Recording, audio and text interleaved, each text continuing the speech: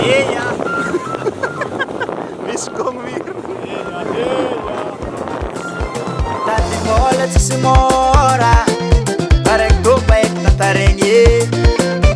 Rendezvous alla vola, parek tu salat mora mori, asan rad masgeya.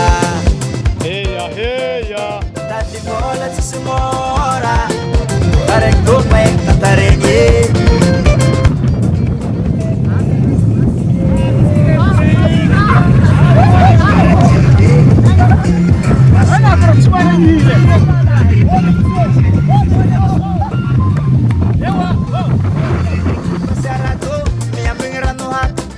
Dengan baraji Akepa na yal purita Yal kakalumar Sabit tadi bola Rendezvous manjarit Karasa ngasan ranu masinye Mis mga nubit Mga tsenga-tsenga Mis mga nubobo Mis mitsipikal Bola Rendezvous tembale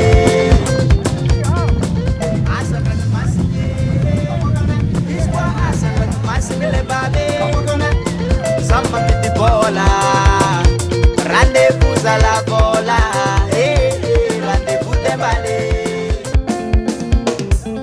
Awe mulumang, lume awe lume.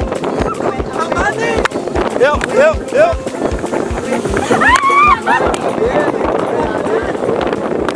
Miss Grace. Ada